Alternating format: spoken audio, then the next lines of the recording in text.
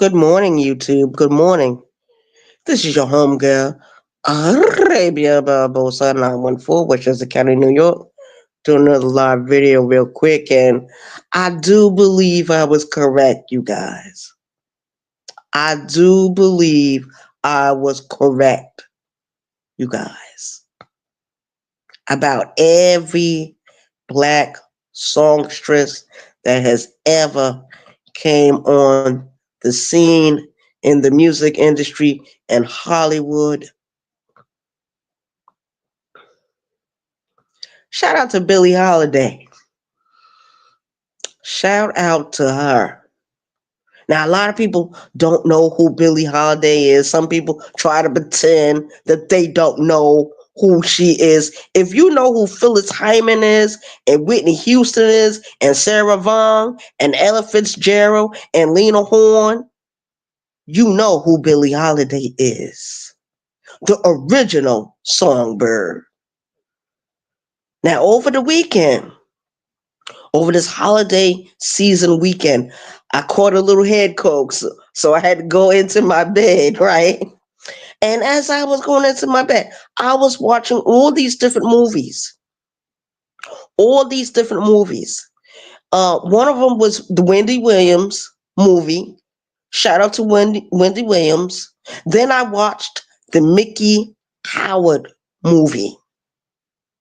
Yo, that shit was right on the money. Power off. Right on the money. And when she, in the beginning of the movie, she talked about Billie Holiday.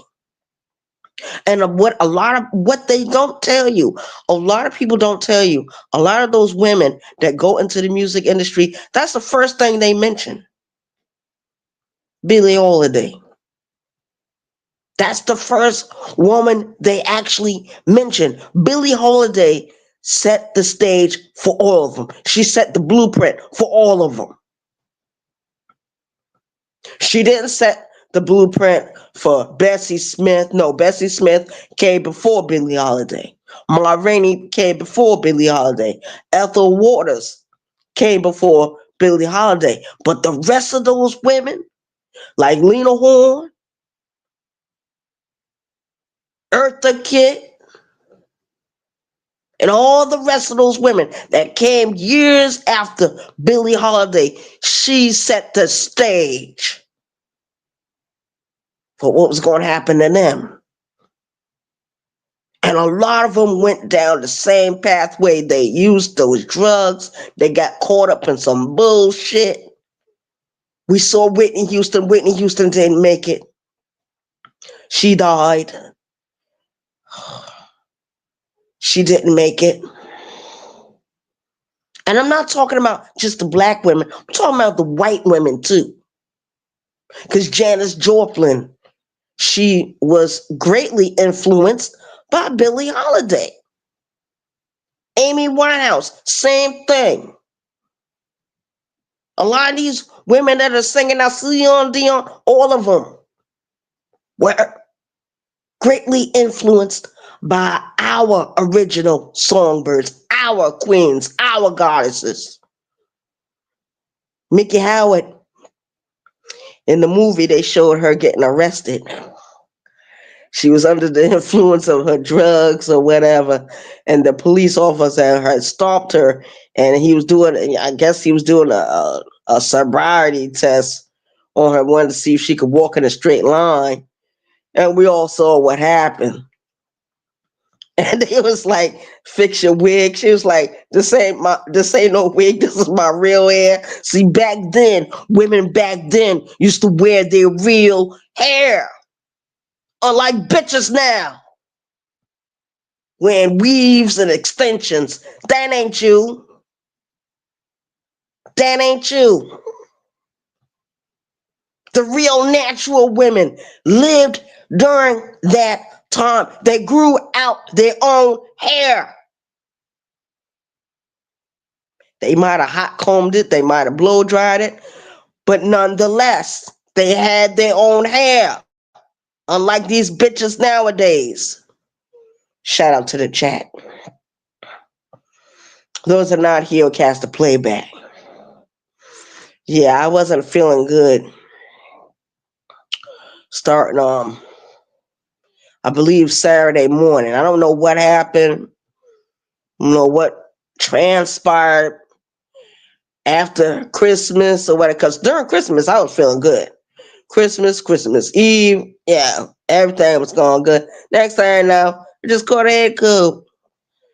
I was like, but I usually catch a head cold every year around this time. So the next head cold is coming to what, in February. So I already know. Oh boy. But yeah, this weekend has been a very interesting weekend. And I live by myself. I live alone. So I enjoy my own company. My girlfriend comes whenever she get ready, you know, but she don't stay long. Stays long enough to do what she needs to do and she leaves. And I'm good. I'm good by myself. You know what I mean? I'm having the most fun. I'm enjoying the most of my time here on earth and on these YouTube streets. Shout out to these YouTube streets. Shout out to the women that's on these YouTube streets. But I just had to go back and look at that movie because I looked at the Wendy Williams. Okay, Wendy, she wears her wigs. Wendy is not a singer. She's not a rapper. She's not. She's not that. She's just an ordinary lady from the radio. She went to TV. She done her thing. She's made her mark on society. And many other women have made their mark. And I remember when Phyllis Hyman and all of them were live. Yo, when Phyllis Hyman was living, yo, her music was the bomb. I was a Phyllis Hyman fan for years. I've, when Phyllis Hyman died, I was 22 years old. 22 when she passed. I believe I was 22 at the time. It happened so long ago. I remember I was in the county jail when I heard that she had died. I was living in Virginia when I heard that Whitney Houston had died. It's different places I was living at. I was living in South Carolina when Amy Winehouse passed.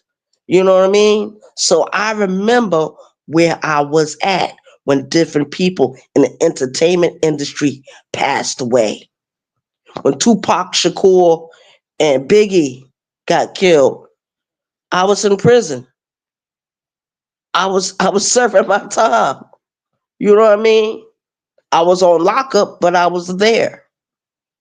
So it's just I remember. And I was right about Billie Holiday, you guys. I love her music. I've been a big Holiday fan for years. Billie Holiday was born in Philadelphia, PA. She grew up. I'm talking about Billie Holiday. She was born in Philadelphia. She was raised in Baltimore. She came to New York as a teenager. She started singing as a teenager. Matter of fact, her career started when she was 15 years old. Shout out to Billie Holiday. Phyllis Hyman, she's from Philadelphia. Phyllis Hyman had to go through the different avenues of singing just to even get her voice out there. And people don't appreciate the craft of these women. I do. And regardless of what anyone else says, some of those women that went on those drugs real bad during their careers, Billie Holiday paved the way so you wouldn't have to go to fucking penitentiary. She had to go to the fucking penitentiary because the government was targeting her. Why? Because she was making noise about what was going on with black people with that song, Strange Fruit. It's a protest song. She was protesting against the lynching of black people in this country, and they tried to punish her. They tried to shut her down. She passed away in 1959 at the age of 44. Yes, she did. But before she passed, she had to make her mark on the whole world. Shout out to the chat. And that's reality. Peace, y'all.